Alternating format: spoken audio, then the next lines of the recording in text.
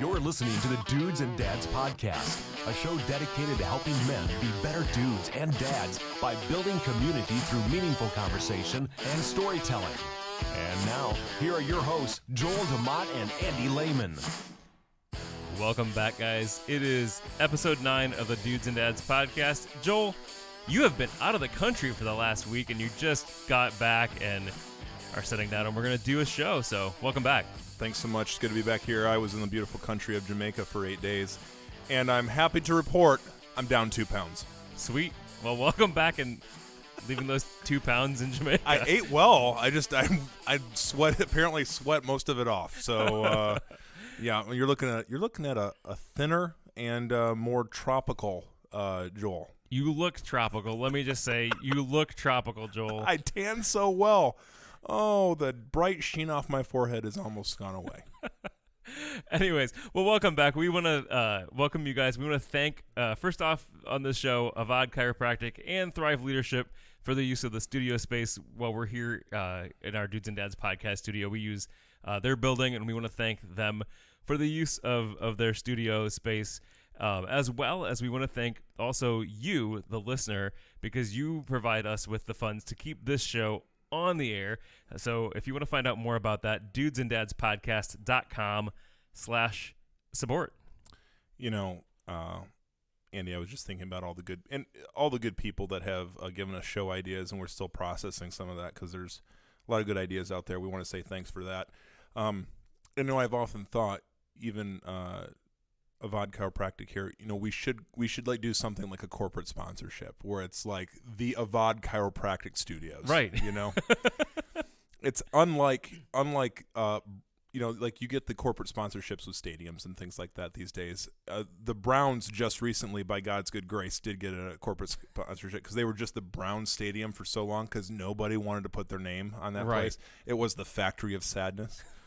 But yeah, we're grateful for just so many people that contribute to this. It's just a growing community. We hear more and more. We've gotten feedback from people who want to give us free stuff to give away, Andy. Like so the sign that's right behind you. For instance, can we? The Dudes and Dads Podcast. Those of you who are watching YouTube. Ooh, yeah. Also, we have a YouTube channel, so it's Dudes and Dads Podcast. Perfect. Yeah. So just we're grateful. We feel like really surrounded by a lot of support, and that's a fun time. And we've got future giveaways and things for people that have reached out and said, hey, I would love it to donate this, or this. So more goodness to come for sure. Definitely. Well, tonight we wanted to have on the show, we have our friend of the show who actually from the very beginning said, like, you have to have me in studio. And we're like, absolutely, you are coming. Not in like a selfish way. He's just like I wanna spend some time with my friends. Right. I get it. Yeah. So yeah, we wanted to bring Joe on, and I'm apologizing ahead of time because I know throughout the night I'm gonna say Joe when I mean Joel, and I'm gonna say Joel when I mean Joe. We'll just go with your eye contact. Right. Whoever you're looking deeply into, like deeply into my soul, that's who you're speaking to. Right. So anyways, now that you got me laughing, we want to welcome Joe Miller with us here. Welcome to the show. Thank you so much. It's good to be here. Yes, it's going to be a great time. Good evening. So I've had the pleasure of spending really 8 days in Jamaica with Joe Miller. And let me just tell you,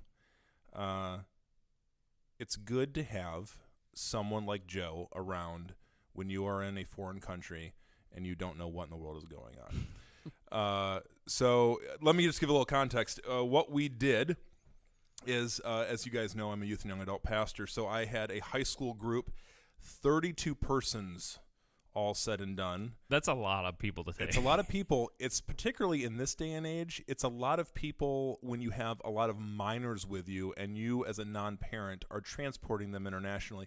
It turns out that's a slightly suspicious thing to do. Though when they see a group of 32 of you, they're like, okay, this seems legit. But we were going through immigration in Jamaica, and one of the kids comes over and taps me on the shoulder and goes, hey, the officer wants to know how many people are in our group. I said 32. So she goes back to the little booth thing and says 32. And I see the look on her on the officer's face. Like, why in the world are you bringing 32 people through this air? What kind of special crazy are you?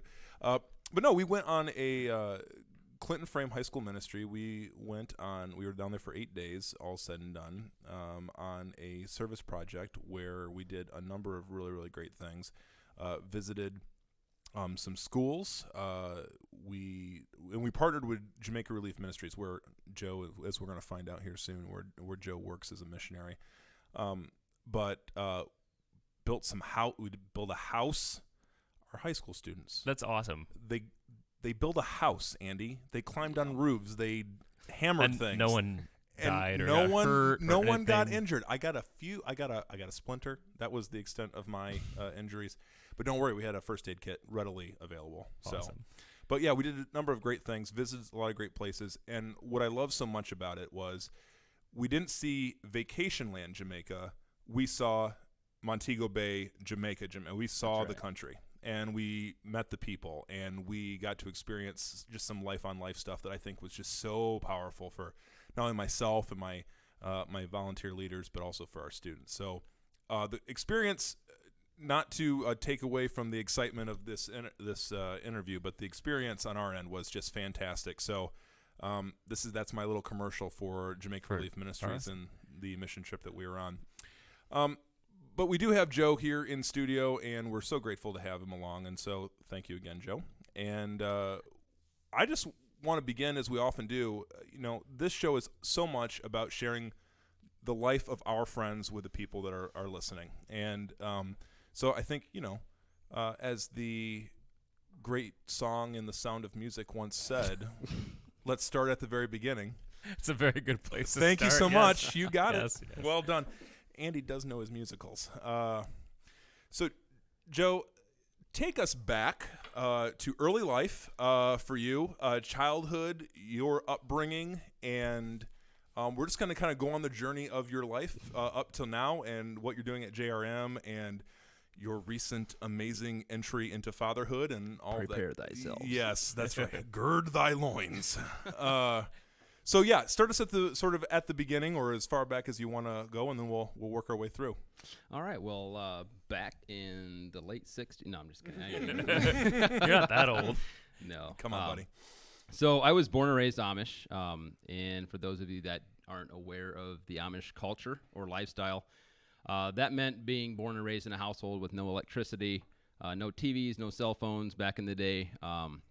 And just growing up a lot more primitive than what people grow up nowadays. Horse and buggy. And horse and buggy, that's Yep. right. So grew up on a farm. We had all kinds of livestock. And, we went to a public school. We were about 16 or so when I decided that that might not be the lifestyle that I'll choose for the rest of my life, and decided to venture out a little bit and kind of went polar opposite of the way that I grew up and kind of became that rebel child, I guess you could say, and got involved with some things I might should not have gotten involved in. And hung out with the wrong crowd and got myself in a little bit of trouble. But a twist in the story back in 2014 when I came to Christ over in a very small church called Grace Community Church. Actually, it's a very big church outside of town here in Goshen.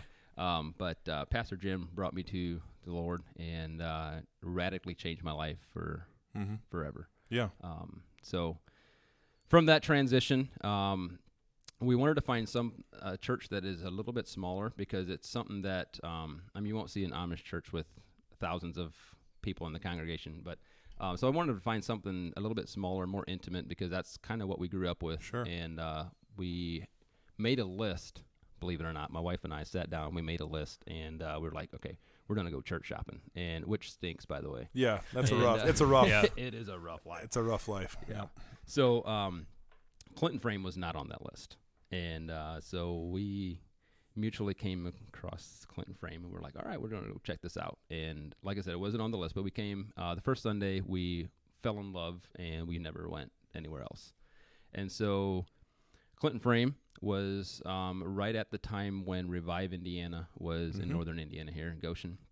And through Revive Indiana, through like a lot of the key people here at Clinton Frame, my spiritual life did a complete 360 or 180, 360. We'll say 180. We'll say 180. 180. Got it. Yep. And I haven't really looked back since. We started going to church on a regular basis. We met a lot of cool people at church, and one thing led to another. We got baptized, we got married, the whole nine. And just like boom, boom, boom. Yeah. Yeah.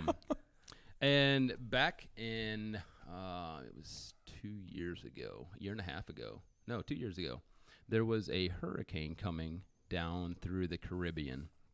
And my wife, who had been a former auntie or a nanny, I guess as you call them here in the States, had been a former nanny of Jamaica Relief Ministries, had come back a year after she had come back. We met, and long story short, we got married.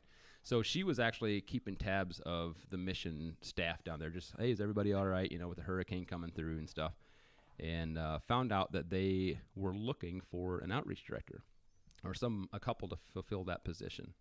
And so after a little while, a few short months, we felt God's calling in that, and here we are. Awesome. Now, when you came to faith in Christ, were you guys were not married at that point, but you guys were dating still? So I met my wife right at the time of Revive Indiana. Okay. I had come to Christ on December 10th of 2014, which the January of 2015 is when Revive Indiana first started at Maple City. And so I had met my wife during that time, but we never really talked to each other. And she says that she doesn't remember meeting me, but I think it's all a lie. It's all a big lie. Well, she's still playing hard to get even after being married to you. Wow. Yeah, right. But yeah, we were dating at that time, and we just I remember very specifically Pastor Jim Brown was saying that if you are looking for your spouse, or you're looking for a significant other, just focus on the Lord, run as fast as you can towards the Lord. And if you look right or left and see someone running just as fast as you are, then maybe you're meant to be. So that's something that I've always kind of kept in the back of my mind. And that's kind of how it happened, because we met in church and she was just on fire for the Lord as I was. And it was a good thing. So. And Andrea's faith background is a parallel stream, I guess you would say, but it was slightly different as well. And Andrea, by the way, is my wife. Yes, thank you.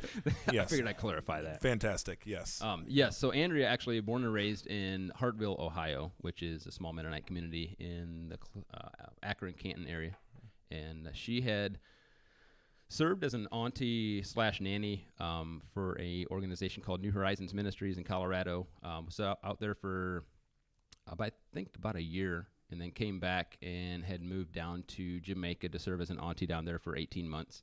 And during the time that she was down there, her parents actually signed up to become house parents with New Horizons out in Colorado, and had rented out their house. So when Andrea came back from her term, she couldn't go back home because they had rented out their house. Yeah. There's no home. Sorry, we rented out your house. Yeah, no kidding. No home to go back to. Yeah. So she had a brother who had married a girl from Elkhart, and so she had moved into his basement and started coming to Grace Community Church, and that's how we met.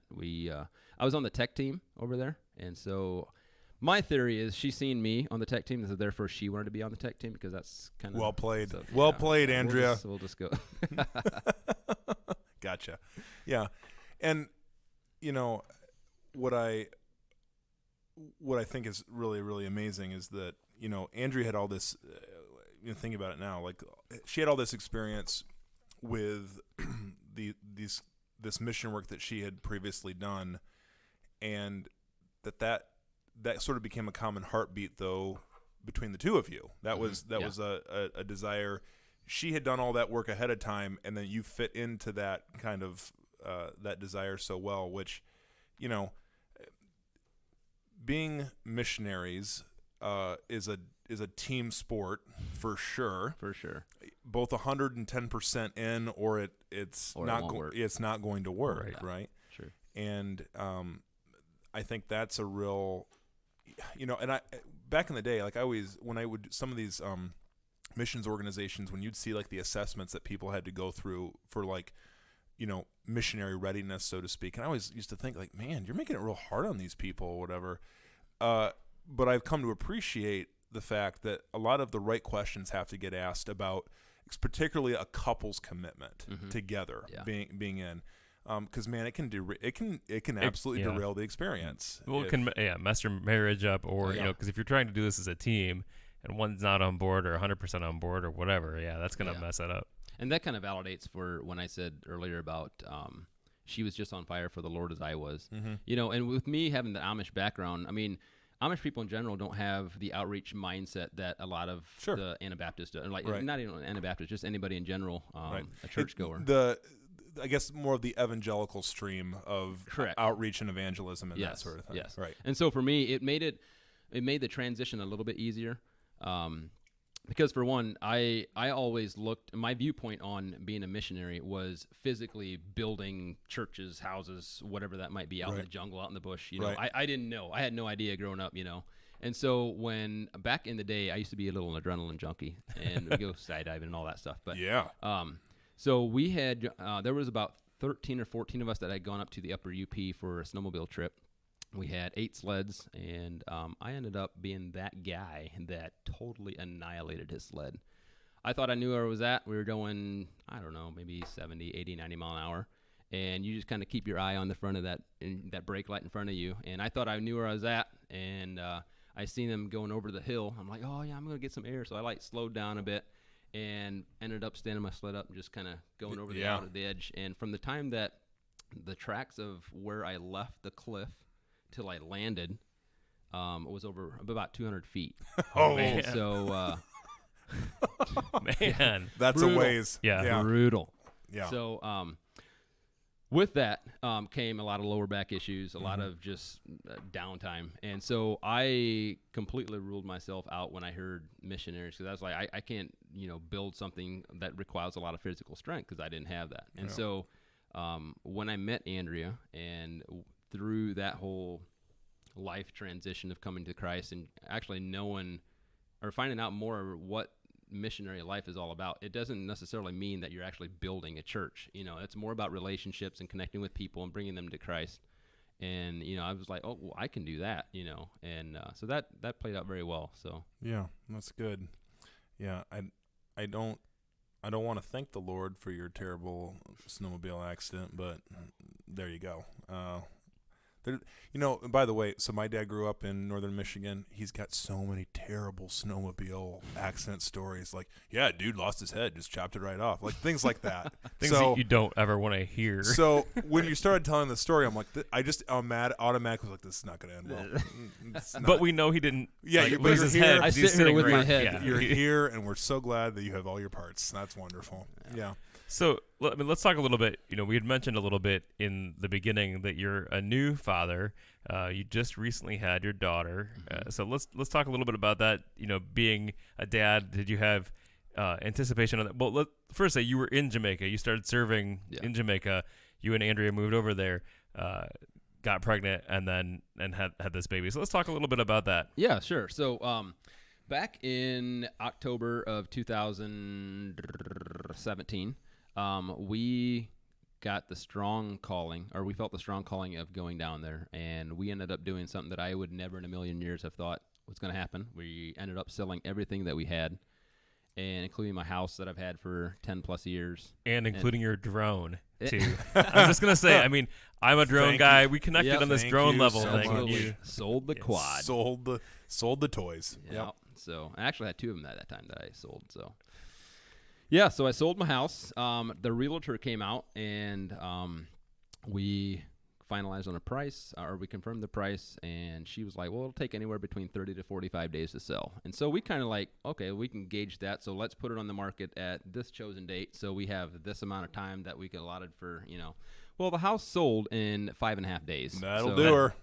It's incredible, yeah. So we actually ended up having to rent a house before we moved down, which was, it was chaotic, to say the least. So, so we ended up moving down to Jamaica on March 27th of 17, and March 27th of 18. Sorry, of 18. Okay. Yeah, and so we've been down there and truly love it. And, and a lot of people, they hear about Jamaica and they think of all the luxurious cruise ships and the resorts and all the all the luxuries of Jamaica. Yeah. And granted, it does have that, but that's on the resorts and along the seaside. But once you get further inland, you can actually see Jamaica for what it really is, and it's a sad country. It's a beautiful country, but there's a lot of poverty down there, and a lot of people who just need that light of Jesus down there. And being able to be in that position to where we can be that light to those is very fulfilling. And I've had a friend of mine who asked me if what I want to do when after I get done serving, and I told him I can't envision myself coming back working a 9 to 5. And maybe that'll happen. I don't know, but I definitely don't see that as being as fulfilling as what we're doing now. Yeah, just from my own personal experience of spending time with you down there, the complexity of the relational development and how you're always Joe is always networking with people. Even when you don't know he's networking with people because relationships matter. And in Jamaica, relationship is first. Mm-hmm. Apart from anything you need done or any whatever, I mean, that just became super, super clear. Mm-hmm. It's people, and their times, and this is true in many other parts of the world. Their time schedule is not our Western United States time schedule. Not at all. And so you talk about Jamaica time, frequently, but that's what the sort of the skill set and the gifting necessary to do that is one that doesn't fit, I think, a lot of traditional boxes when you're thinking in terms of a 9 to 5 job. I go in, I do this, and this. Because sometimes it's like you had a plan to do this and this, but none of that is going to work out today. And now it's this and this. And we got to go from here to here, and we got to do it now. And, and everything is or that delivery was supposed to go here, but it's actually here now, and the vice versa. And, and you were even talking about that. I was talking to you Sunday, and you said, we didn't get everything done because we couldn't get the yellow paint we needed because we just could not get the paint. The yellow slicker. Couldn't find it anywhere. They do have True Value down there. Let me just tell you, it's a different experience. I bet. It just makes me, and here's, honestly, Joe, I've been processing this. The beauty of, number one, being a minority in a place. Yeah. And in my value system or my expectations just being offended. And when I say offended, not in like a negative way, but just like nothing goes as I think it should go. Well, right? if you go down to the hardware and you wanted to buy 2 gallons of paint, 3 paintbrushes, and maybe a paint pan, right, and it takes you 50 minutes, it's been a good day. It's been a good day. It's been a good day. Right. And ain't nobody gonna speed you along. Like you're on the. And if you complain, they'll just make it take longer. That's exactly right. They'll look at you like, "What's your problem, dude? I'm working as fast as I can." And like, just to have all your expectations just sort of like confronted in a really good way. And then just at the end of the day, ask the question, like, well, why do I have those expectations? Right, it's just because they're just, that's all they are. They're my expectations, right? And just to get, like, you begin over time, you start getting out of the way yourself a little bit, and you're like, this is the way it is, and that's okay. But yeah, I just think from what I have seen of you, and let's just be clear, Joe's Amish get her done mentality has not left him. He himself, which I think is a beautiful it's a beautiful tension of your ministry in Jamaica, but like you got a list of things that you're trying to crank out, and it's like da da da. And if we can't get this done, then let's get on to the next thing. Like and that's it's both inspiring and exhausting watching this guy do what he does. But yeah, I think about now, though, in light of, I mean, you've been down there for over a year. Mm-hmm. It seems like you kind of get your feet underneath of you. I mean, there's some traction that you're gaining. Mm-hmm. The ministry is growing tremendously, and we want to talk more about the growth areas because that's super exciting. I want everyone that listens to the show to know about what is going on at JRM and the next steps, because we were able to tour the new stuff that's going on and to see that, and like if people could catch the vision and just see, like, man, I don't have words for what's next. It's beautiful, absolutely. That's awesome. But you're down there, you've been there, and now here comes baby, and you and Andrew came back for a time to have Mariah, who is how old now? She was born on We caught you, Joe. Yeah. We caught you. Yeah, there we go. April 23rd. April 23rd. Of this year. So just a few months.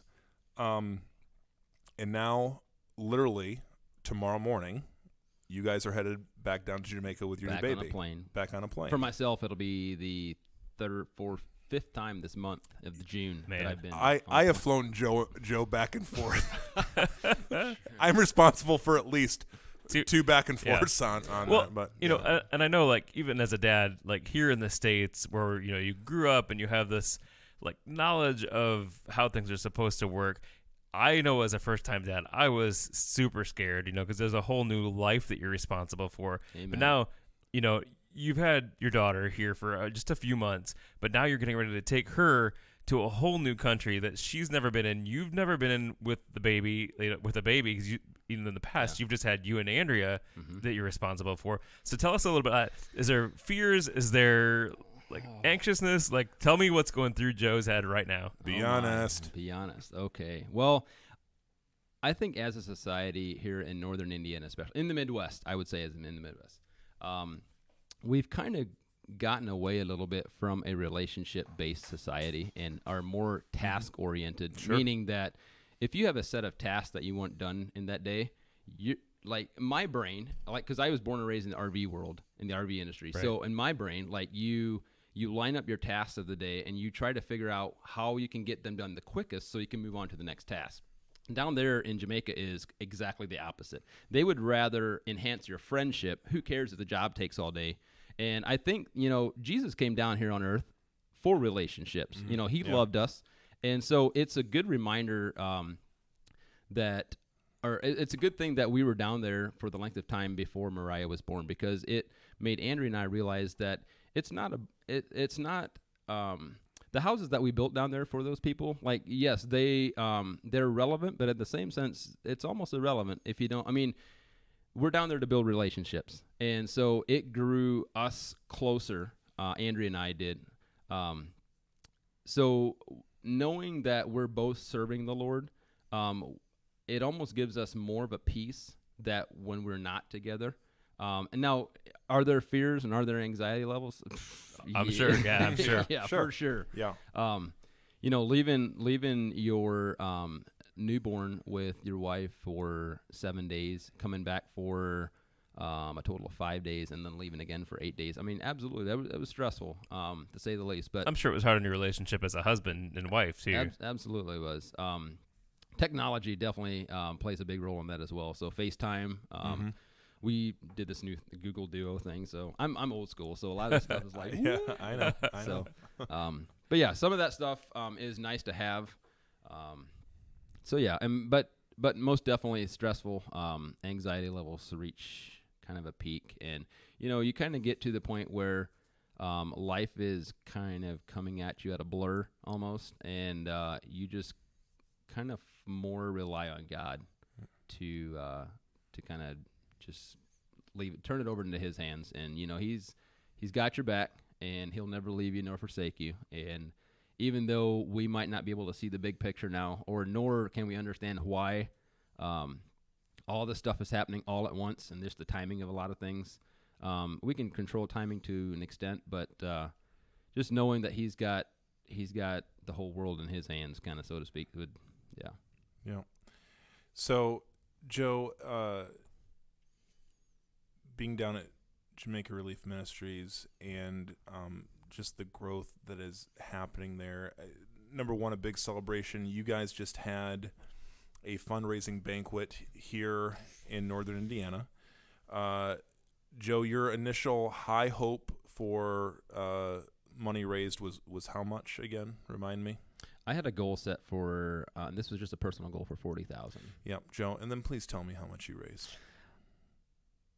Let's just say that we reached my goal. Yeah. You far surpassed your goal. Okay, we'll say that. Okay, blew the goal out of the water, because, and here's why: people believe in this ministry. They do.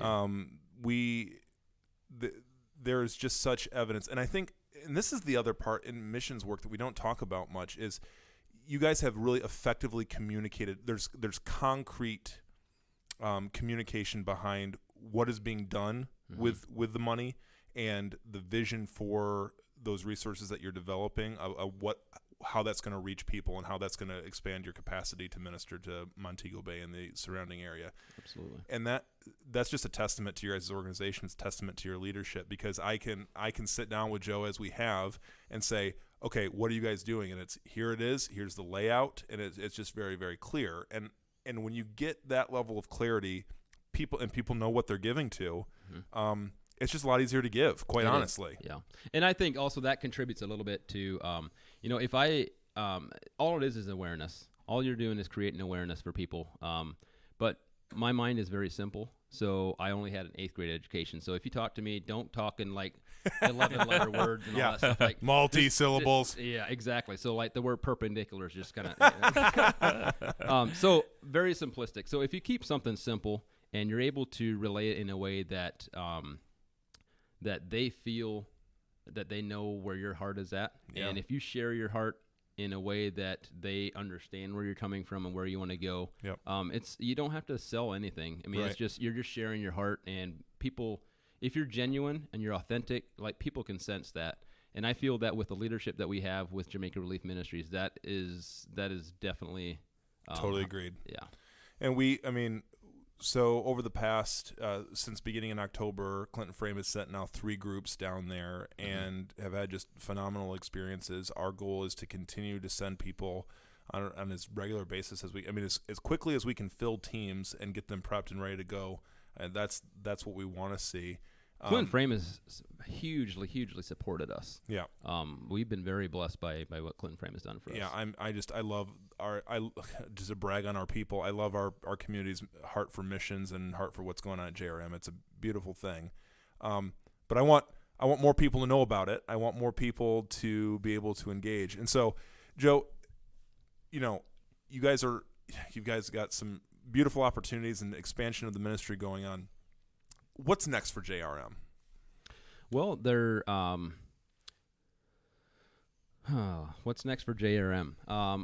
The ministry obviously is growing tremendously. So what started out with us back in 2001, we provided staff for Blossom Gardens, which is a child care or like an orphanage down in Jamaica. And from there, we became ourselves a children's home. And currently we have 13 children in our care. And so now we are still providing staff for Blossom Gardens while doing child care. And on JRM's facility, that's from age 0 to 8, correct? 0 to 8, Yep. yes. Okay. Yes.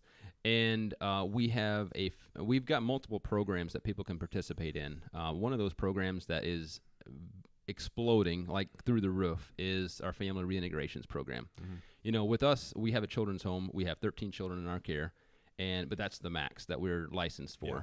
And granted, we give everything that we can to those children, and we love on them. We do everything that we can to provide them a good Christian atmosphere, but we're maxed out at 13. And so if we can keep a family of 3 or a family of 4 or even a family of 1 together, or like with one child together, we can reach more effectively and more deeper into the local community. So we've had numerous churches, families, men's work teams. We've had random dudes just say, hey, can we come down with like 3 or 4 of our bros and just build a house? Yeah. And, that's kind of what it's all about. They come down there. We've got 3 or 4 work days. We build them a house. We've got a day off where we can go out, relax on the beach, go cliff jumping down in the water. I mean, whatever it may be that you guys want to do. But we just have fun doing what we do. And so that's kind of the area where we're severely exploding. Yeah. Is our family reintegrations program. And just to be clear, apart from this integration program where you're providing sustainable housing for a family that if they didn't have that, the family could not live together. Yeah. So there's multiple avenues of why we build houses for people. So we work very closely with the CPFSA, which is the Jamaican government or a government agency. And so sometimes the family if we don't build them an addition to their house or an entirely new house, the family will get put into state care just because of unsuitable living conditions. Gotcha. And so sometimes we can help them out in that way. Other times, like we recently built a home for a family who they had 4 children. The oldest was the age 14. The youngest was age 7. And they have never in their life eaten with any type of silverware, meaning a spoon, fork, or a knife. Didn't even know what it was. They ate off of banana leaves and using their hands. Mm-hmm. And, growing up in that type of environment and having us come in and bless them with a house is something that, through building projects, for a fact they're not going to be able to pay you back. Right. And just going in with us knowing that, I mean, that's very fulfilling, very rewarding, and you're able to sleep at night knowing that you did a good thing. Yeah. So. Yeah. Yep. And that's, gosh. The thing about partnering with JRM is that that in doing so and coming in teams going, that you are partnering with, it's not a one and done situation, but you're partnering with a sustainable ministry that continues to develop and build relationships in the community. And that's a force of good, caring for families. Yes. And that's because that's on my part. I mean, that's the thing I want to know if someone who's leading a mission trip or whatever is, okay, are we going to, because this is the horror stories that I hear, just not to bash on missions trips or whatever, but it's like, hey, we're going to go down and paint this schoolhouse that was painted by a previous group 2 weeks before, whereas you're not just it's very clear we're not just doing busy work down there. Yeah. We are investing in people, and what you guys are doing is creating a sustainable channel for groups to come in and continue that investment. But once we go away, JRM is still there. Right. Exactly. And the relationships in the community is still there. Yes. Well, and what I think is really cool too is now that you have brought your daughter into this world, you're bringing her into the world of missions and JRM, and she's gonna grow up and she's gonna have this idea of just what it means to love other people and to love others and do love. Like she's gonna be there, she's gonna experience all of this and get to be not only experience that, but also just herself be quote unquote a missionary too. Like she's gonna be there and be friends with these children too. Yeah, and I want to provide my daughter with stuff that we weren't exposed to early on in childhood, and just being able to have her surrounded in that environment just definitely warms my heart for sure. So yeah, it's definitely overwhelming when you just stop and think about it. But it's something that you can't stop and think about it. You have to continue doing the Lord's work and just keep on going. Yeah, I'm excited for Mariah. Which is my daughter, by the way. Yes, thank you. Yes, I think. I mean, I just can't. I mean, it's hard to imagine growing up in. Just what her life experience will be like and what she encounters, and is just such a cool thing. But I do wonder, as you guys are there right now, and as comfortable as you feel talking about this, like how do you guys discern your future in ministry with JRM, and like is that a regular conversation? Like every year do you come back and say, is this still the place for us? Is this still the call for us? Like how have you and Andrea kind of decided, like what's the conversation look like in terms of because I think there are seasons in life that change. Absolutely. Right? You were in one season and now you are in another, and that could again change. What does the conversation look like between the two of you? Yeah, I mean, we all have seasons, and we have seasons as a couple, and we also have seasons as individuals. Sometimes when Andrea might not necessarily be going through a good season, might be the time that I'll be going through a better season, and vice versa. Yep. So I mean, we all have ups and downs, but being there together for each other, it definitely has helped us tremendously, and knowing how long we're going to stay down there, I mean, that's all kind of, we're just kind of trying to be as obedient as we can to the Lord's calling on our lives. And, I fully trust and believe that if he doesn't want us down there, then obviously the doors are going to close. Mm-hmm. So we're just trying to be obedient for that. And, we ask for people to pray into that as well to help us be discerning his will for our lives. Seems like the doors are wide open right now, my Yes, friend. they are. Yeah. Yes, they Yeah. are. So the other thing is, and you know what, Andy, I'm thinking about this on our show notes. I've got some photos that we could probably put up on there. Awesome. Yeah, well, let's do that. Just to kind of show So- some of the things. But dudesanddadspodcast.com is where you'll find our show notes for this, in all of our episodes. So you can check out those photos. yeah, we got some photos.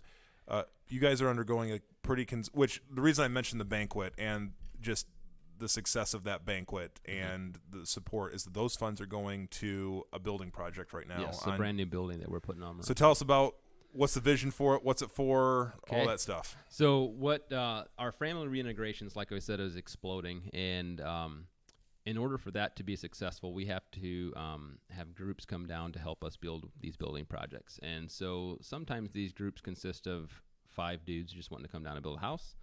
Other times it consists of a family, maybe of 7, maybe of family of 3, or whatever that might look like. Right. Other times it's entire churches like Clinton Frame. 32 crazy. I mean, we had people sleeping in the kitchen.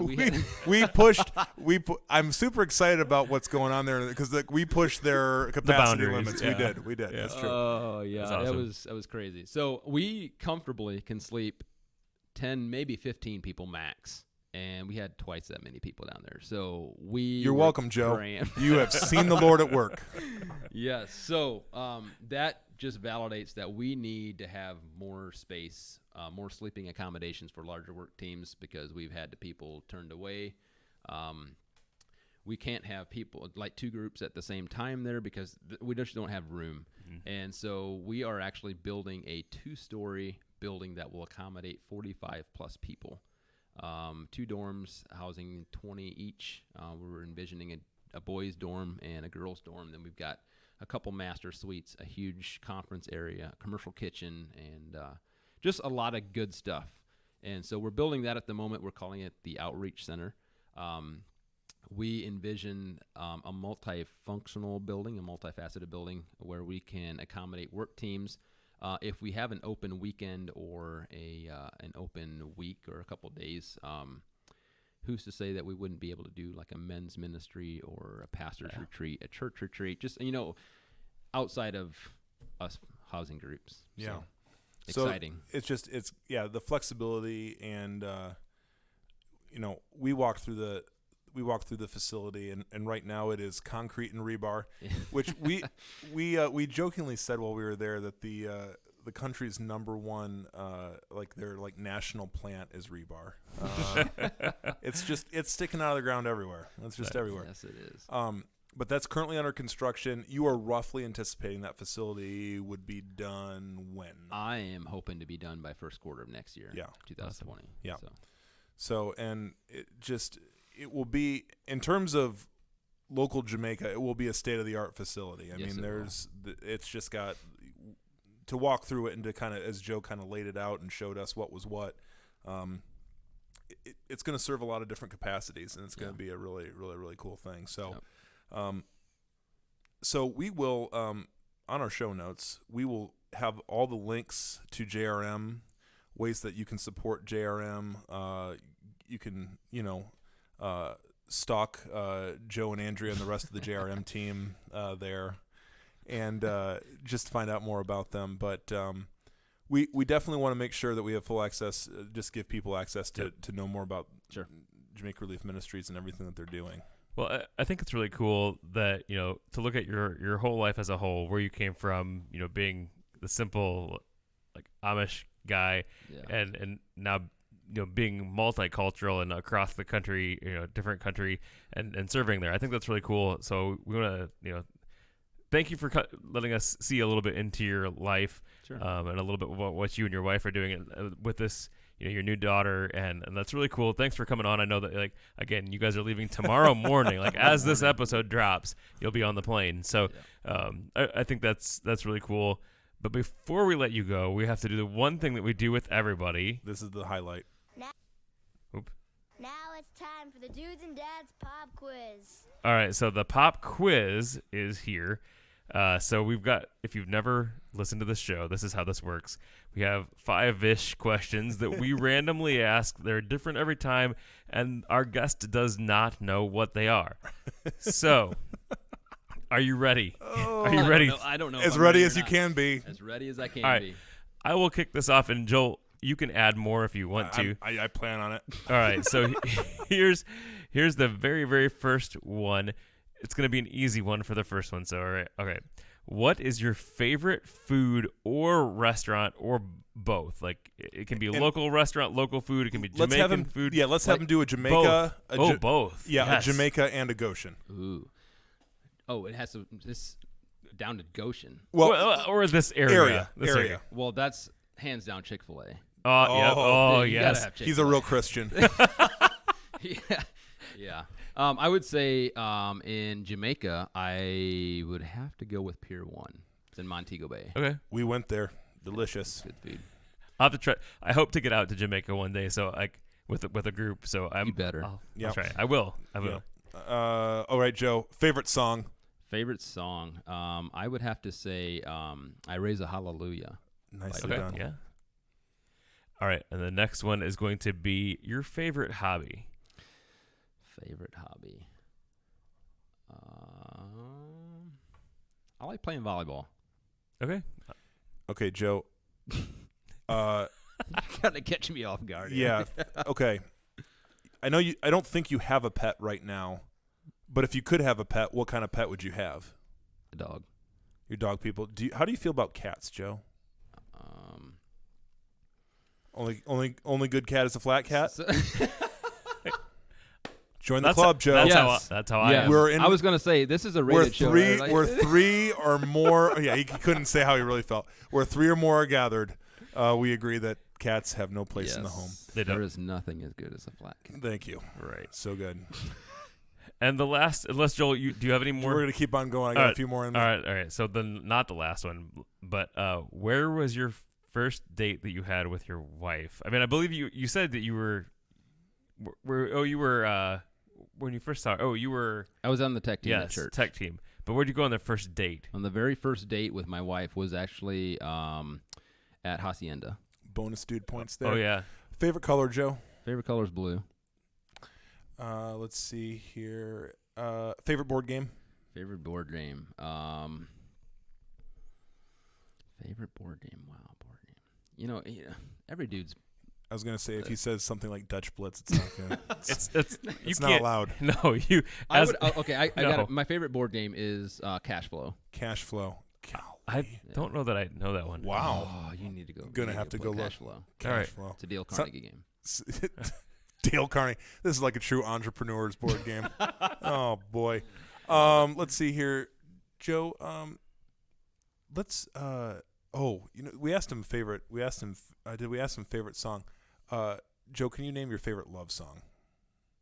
We did this to a previous guest, and A favorite love song. favorite love song. Is there a song that maybe you and Andrea share together that really just speaks to her? I mean, we heart? share a lot of songs, but I don't know if there's a specific. Okay. It's a good. I mean, it's better to not say anything at all than to name the wrong love song Yeah, right? with your wife. I so. get a little bit dicey every time Andy asks where the first date was because I always pray every time that they get it right because I'm afraid that the guest is like gonna blank and then it's gonna be. Well, see, and that's kind of what I was with the board game because he asked about the favorite board game, and I was like, well, it's the Cash Flow by Dale Carnegie, but now I'm kind of thinking it's the Robert Kiyosaki board game. It's the Rich Dad Poor Dad guy. I don't know who that is. Wow. So Man, There's a whole new board game element out there that I'm. it's like if you guys like to play Monopoly, Yeah. it's like Monopoly Oh, okay. times 20, Oh. but it's on your own life. It's pretty cool. What it means is there's more opportunity for people to get really irate during the game. True. I've seen a lot of Monopoly games go south. Well, hey, Joe, I just want to congratulate you on successfully completing the Dudes and Dads Pop Quiz. Well Thank done. you. yes. Well, and again, we do thank you for being on the show here, and we'll link to all of the things that we talked about, so people can see that and get a hold of your ministry, and connect with you like that.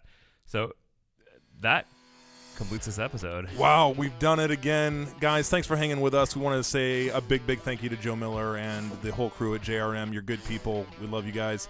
Guys, continue to send us emails, dudesanddadspodcast at gmail.com. Show ideas, responses, critiques, And no hate mail, though. no hate mail. We are on Instagram and Facebook and Twitter. We are on Twitter, too. Oh, wow. And the YouTubes. And the YouTube. So check it out there. You can see YouTube's great because you can see a video of us doing this show. Yeah, and let me just say, we are even more amazing on video. I don't know about that. So dynamic. Hey, guys, we thank you so much for listening. Until next time, grace and peace.